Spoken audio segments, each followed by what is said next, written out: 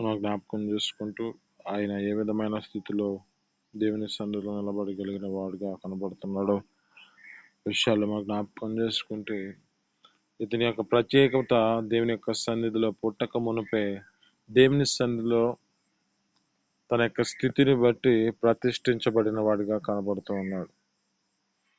Hannah గారు తన యొక్క జీవితంలో ఆమె యొక్క గర్భఫలం లేని పరిస్థితిలో గొడ్రాలుగా ఉన్న స్థితిని బట్టి దేవుని సన్నిధిలో వేడుకుంటూ ఉన్న స్థితిని బట్టి దేవుడు ఆమెకి ఇచ్చిన యొక్క బహుమానము ఒక ఉన్నతమైన బహుమానం.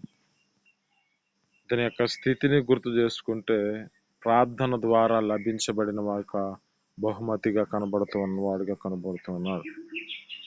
అన్న ఎంతగానో ప్రార్థించింది. ఆమె జీవితంలో కన్నీటి ప్రార్థన. ఆమె ఎంతగా దుఃఖపడుతూ దేవుని సన్నిధిలో ప్రార్థన చేసిన వ్యక్తిగా కనబడుతూ ఉంది. ఈ యొక్క జీవితాన్ని బట్టి జ్ఞాపకం చేసుకుంటే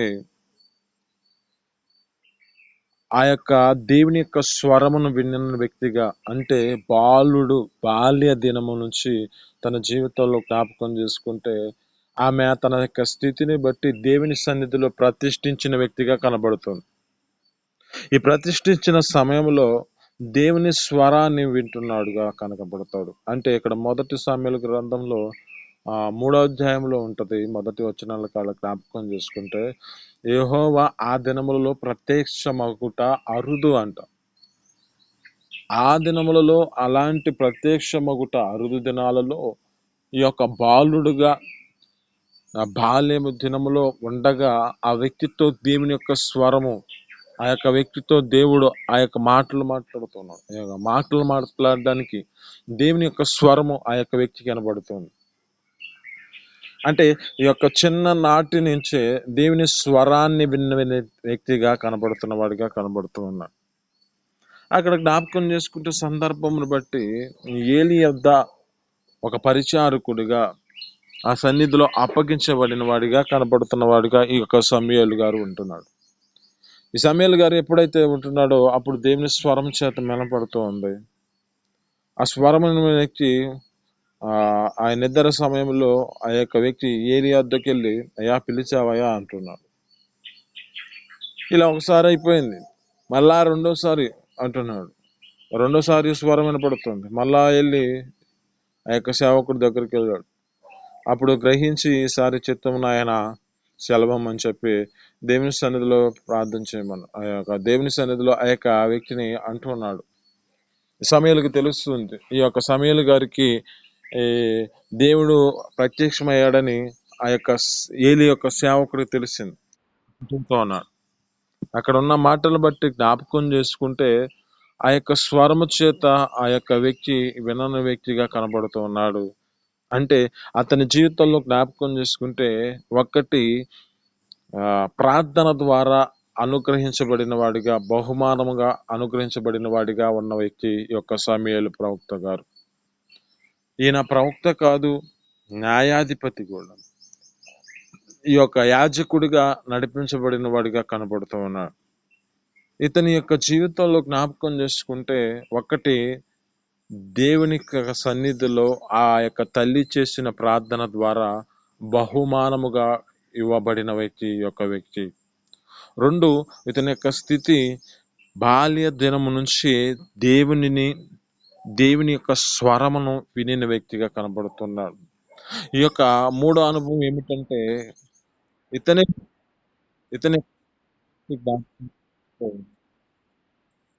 యొక్క జీవితంలో ఏ విధమైన స్థితిలో ఉన్నదంటే ఒక రాబోవు సంగతిని గురించి తెలియజేయబడుతుంది. దేవుని యొక్క సేవ, ఆ యొక్క దేవుని యొక్క సన్నిధిలో ఉన్న ఆ వ్యక్తి యొక్క ఏ విధమైన స్థితిలో నడిపించబడ్డాడో అట్టి కృపలో అతని జీవితంలో జ్ఞాపకం చేసుకుంటే రాబోవు సంగతి, ఏలి యొక్క కుమారుల యొక్క జీవితాలలో ఎలాంటి స్థితిలో నడిపించబడ్డారో వారి జీవితాన్ని బట్టి వారికి ఒక జరగబోయే సంగతిని ఈ యొక్క సమూయేలు యొక్క ప్రవక్త గారికి తెలియజేస్తున్నాడు.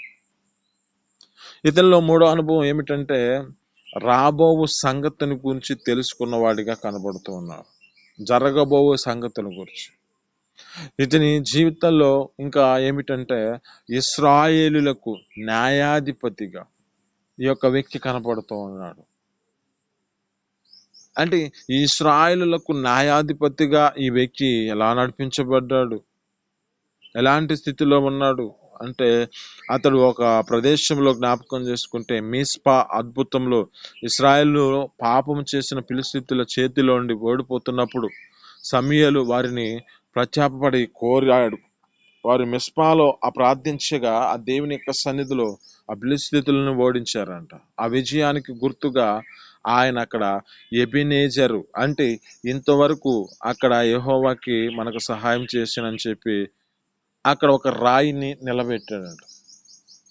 అక్కడ ఉన్న మాటలు జ్ఞాపకం చేసుకుంటే యెహోవాయే మనకు సహాయకుడు అని చెప్పి దేవుని యందు ఆధారపడిన స్థితిని బట్టి అక్కడున్న ఆ ప్రదేశంలో ఫిలిష్తీయులను ఓడించే విధముగా మార్చబడిన స్థితి కనబడుతుంది.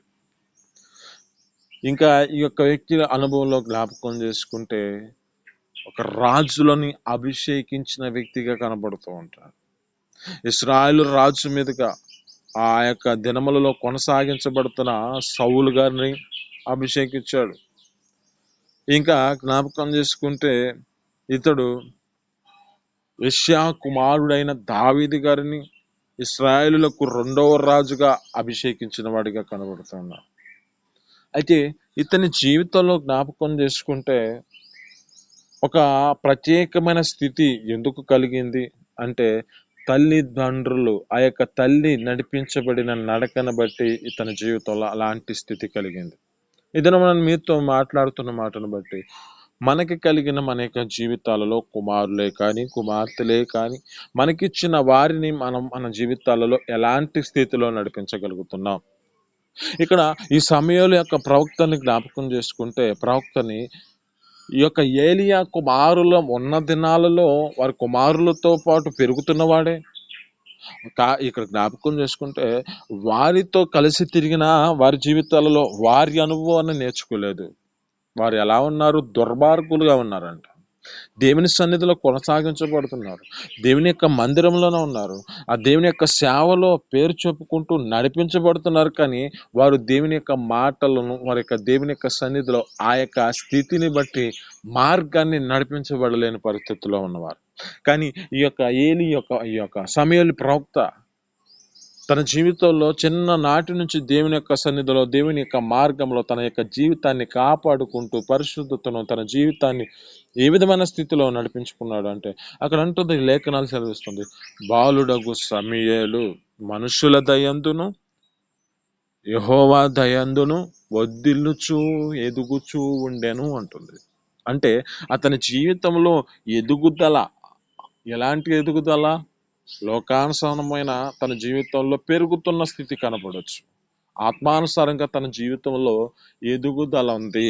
అంటే ఆత్మీయంగా తన జీవితాన్ని బలపరుచుకుంటూ ఎదుగుతున్నాడు కనుకనే మనుషుల దయందు దేవుని దయందు వర్ధిల్లుచు తన జీవితాన్ని నడిపించుకున్నాడు. ఇలాంటి స్థితి ఎలా కలిగింది అంటే, ఆమె దేవుని యొక్క సన్నిధిలో చేసిన ప్రార్థన ఆ యొక్క వ్యక్తి మీద ఆ యొక్క స్థితిని బట్టి నడిపించబడింది.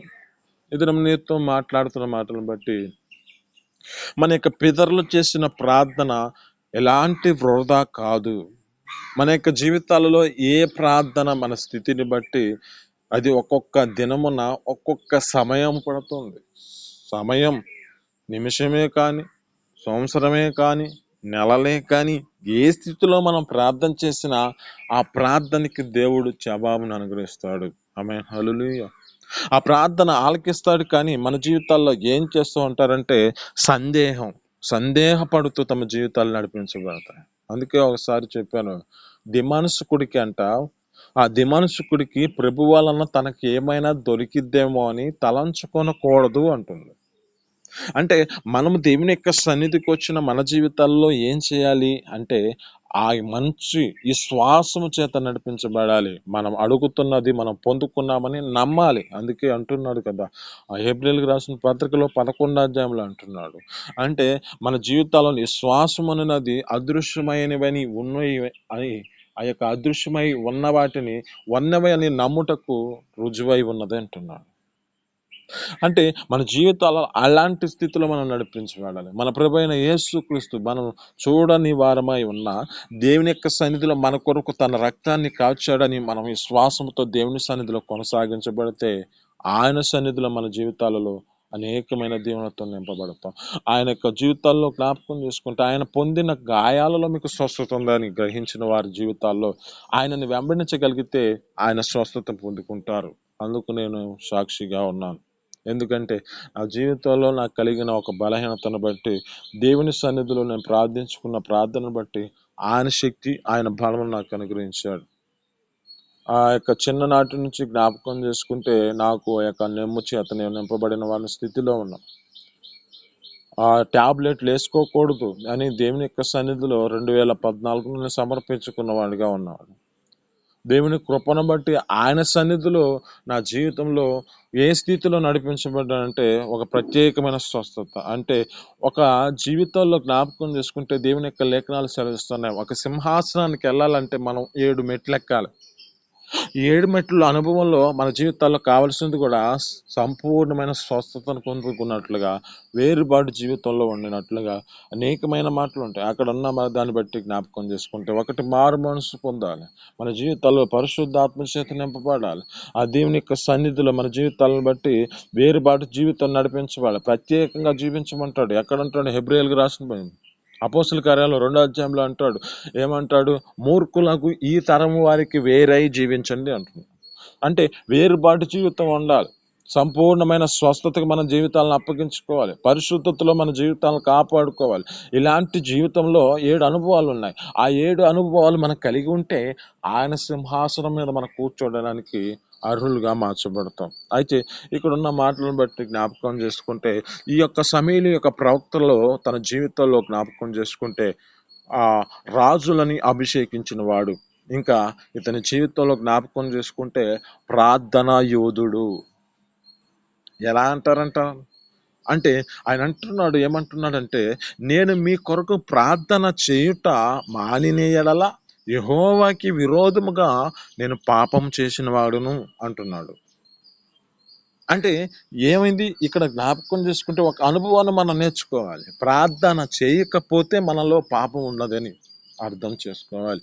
అంటే ఆ పాపము మన మీద ఏలుబడి చేస్తుందని మనం గ్రహించాలి. ప్రార్థన లేకపోతే మన జీవితాలలో మన యొక్క స్థితిని బట్టి ప్రార్థన ద్వారా ప్రాకాలను పడగొట్టినవాడు, ప్రార్థన ద్వారా తమ యొక్క జీవితాలలో అనేకమైన కుటుంబాలను కట్టగలిగిన స్థితిలో ఈ ప్రార్థనలో ఉన్నది శక్తి.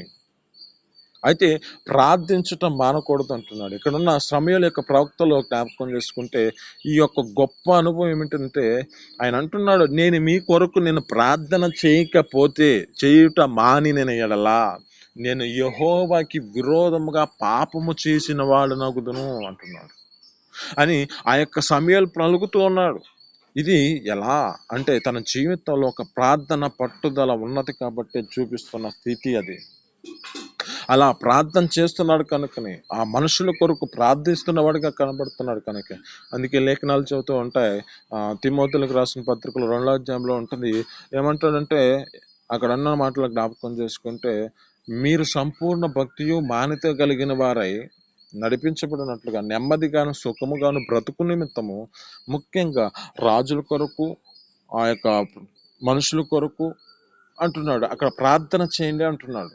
వారి కొరకు ప్రార్థనలు, యాచనలు, కృతజ్ఞతాస్తుతులు చెల్లించండి అంటున్నాడు. అంటే అలాంటి జీవితంలో మనం నడిపించబడాలి. అలాంటి స్థితిలో మనం జీవితంలో కలిగి ఉండాలి. ఈ యొక్క సమూయేలు యొక్క ప్రవక్తలో మనం జ్ఞాపకం చేసుకుంటే చివరిగా ఇతనిలో 3 అనుభవాలను మీకు తెలియజేస్తున్నాను. 1 ఇతడు విధేయతను చూపించిన వాడు. 2 ప్రార్థన బాధ్యతను కలిగిన వాడు. 3 స్థిరమైన మనసు చేత నింపబడిన వాడు. తన జీవితంలో వృద్ధాప్యం వరకు తన యొక్క స్థితిని బట్టి దేవుని యొక్క సేవలో నమ్మకంగా కొనసాగించబడుతున్నాడు. మన జీవితాల్లో కూడా అట్టి కృప మన యొక్క స్థితిని బట్టి దేవునికి విధేయతను నేర్చుకుంటూ ఆ దేవుని యొక్క సన్నిధిలో ఆయన చెబుతున్న మాటలు మనం ఆలకిస్తూ దేవుని యొక్క సన్నిధిలో కొనసాగించబడదాం. అలాంటి కృప మనకు అనుగ్రహించినట్లుగా అలాగే 2వ అనుభవం ప్రార్థన బాధ్యత, ఈ ప్రార్థన జీవితాన్ని కలిగి ఉందాం. 3వ అనుభవం ఒక స్థిరమైన మనసు చేత దేవుని సన్నిధిలో ఎంతవరకు మన యొక్క జీవితాలు అంటుంది, బాలుడు నడవలసిన త్రోవను నేర్పితే వాడు పెద్దవాడైనా అంటే అక్కడ ఉన్న మాటని వృద్ధుడైనా అంటే ఇతనిలో మనం తెలుసుకుంటాం. ఇతడు వృద్ధాప్యంలో కూడా దేవుని యొక్క సేవలో నమ్మకంగా కొనసాగించబడిన వాడు. అట్టి కృప మన జీవితాల్లో కూడా దేవుడు అనుగ్రహించును గాక. ఈ మాటలు మీ నికుడిలో దీవించి ఫలించును గాక. చిన్ని ప్రార్థన. పరిశుద్ధ జీవాధిపతి ఆశ్చర్యకరుడు మహోన్నతునికి స్తోత్రాలు. మీ అపారమైన ప్రేమ చేత ఈ యొక్క చిన్న తండ్రి ఇదే మనం మాతో మాట్లాడిన మాటలు బట్టి నీ స్తోత్రాలు. అయా సమయంలో ప్రవక్తను మాకు తెలియజేశారు. అయా యొక్క వ్యక్తి నా తండ్రి యాజకుడిగా అయా నీ సన్నిధిలో నా తండ్రి కొనసాగించబడుతున్న వాడిగా కనబడుతున్నాడు. అయా నా తండ్రి అతని యొక్క స్థితిని బట్టి ప్రవక్తగా కనబడుతున్నాడు. అయా నా తండ్రి అటు కృప మా జీవితాల్లో కూడా అయా నీ సన్నిధిలో మేము కొనసాగించబడే కృపను దయచేయండి. అయా ప్రార్థన ద్వారా నా తండ్రి లభించబడిన వాడు బహుమానంగా కనబడ్డవాడిగా కనబడుతున్నాడు.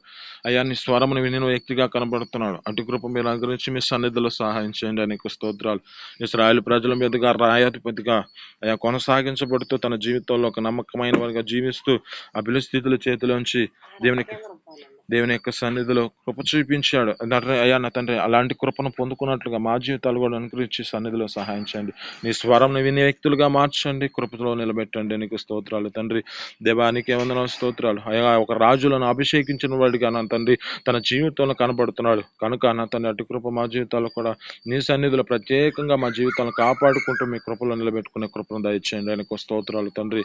అయ్యా నా తండ్రి అతను గొప్ప మాట అంటున్నాడు, ప్రార్థన చేయకపోతే పాపం కలుగుతుంది అంటున్నాడు. అయ్యా మా జీవితాలు కూడా మేము ప్రార్థన మానకుండా అయా మనుషుల కొరకు, రాజుల కొరకు, అధికారుల కొరకు అయా నాతని మేము ప్రార్థించేవారుగా ఉండే కృపను మాకు దయచేయండి. సంపూర్ణ భక్తితో మాన్యతో మేము కలిగి నెమ్మదిగా సుఖముగా బ్రతుకున్నట్లుగా మా జీవితాల్లో అటు కృప మనకు అనుగ్రహించి మీ సన్నిధిలో సహాయం చేయండి.